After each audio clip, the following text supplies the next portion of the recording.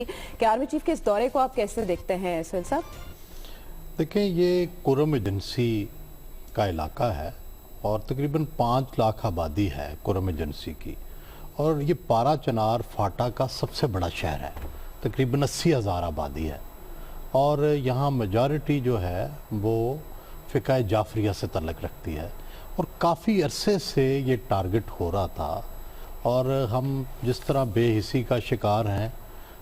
کچھ زیادہ ہی اس حوالے سے بے حسی دکھائی گئی۔ تو آرمی چیف تو آپ کو پتہ ہے کہ جو فوج ہے وہ ہماری سینٹر آف گریوٹی ہے پاکستان کی، اور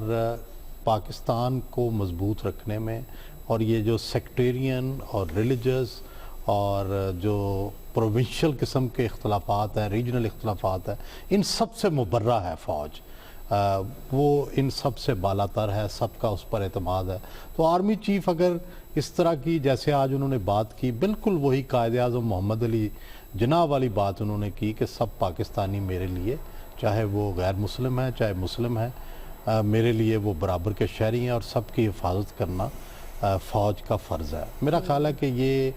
وہ کنسولیشن ہے جس کی بہت عرصے سے ضرورت تھی، کیونکہ اقلیتوں کو عدم تحفظ ہے،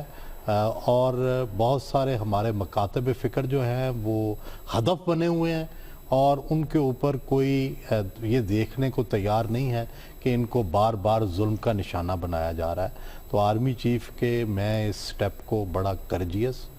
بہت پازیٹیو کہوں گا، اور میں یہ گزارش کروں گا حکومت سے بھی کہ آپ کو بھی اس کار خیر میں حصہ معاملے لینا کی نزاکت کو سمجھنا چاہیے۔ ٹھیک ہے، حکومت کے لیے مشکل ہوتا، آرمی کہ وہ زیر انتظام علاقہ ہے، حکومت کو کئی امن و امان کے مسئلہ ہوں گے، لیکن اس کے باوجود بھی آپ کی گڈ ول جو ہے وہ اس حوالے سے اور بھی زیادہ ضروری ہے، کیونکہ آپ